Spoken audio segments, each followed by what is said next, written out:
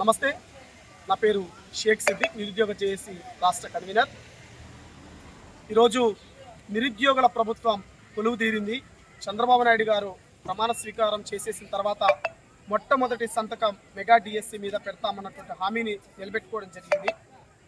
చాలామంది కానిస్టేబుల్ అభ్యర్థులు చాలా తీవ్ర ఆందోళన వ్యక్తం చేస్తున్నారు. గత ప్రభుత్వం ఏటా 6,500 ఎస్ఐ కానిస్టేబుల్ ఉద్యోగాలు భర్తీ చేస్తామన్న హామీని విస్మరించడంతో జగన్మోహన్ రెడ్డికి బుద్ధి చెప్పారు. చంద్రబాబు నాయుడు గారిని ముఖ్యమంత్రి చేసుకోవడంలో ఎస్ఐ కానిస్టేబుల్ అభ్యర్థుల యొక్క పాత్ర అనేది చాలా కీలకంగా ఉంది. ముఖ్యంగా కానిస్టేబుల్ విషయంలో ప్రశ్నాపత్రంలో లోపాలు ఉన్నాయి.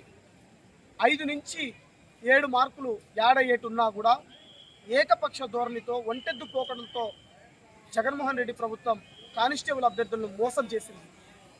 సుప్రీంకోర్టులో కేసు కూడా ఉంది, హైకోర్టులో కూడా కేసు ఉంది. వీటన్నిటి కూడా ఏదైతే గ్రేస్ మార్కులు వేసి కానిస్టేబుల్ ఉద్యోగాలు భర్తీ చేయాలన్నటువంటి నిరుద్యోగుల డిమాండ్ని మేము లోకేష్ గారి దృష్టికి, చంద్రబాబు నాయుడు గారి దృష్టికి కూడా తీసుకెళ్ళి వాటి పరిష్కారం కోసం కృషి చేసి అందరికీ న్యాయం జరిగేటట్టు చేస్తాం. ఈరోజు డిఎస్సి మీద ఇచ్చినటువంటి హామీని నిలబెట్టుకున్నారు.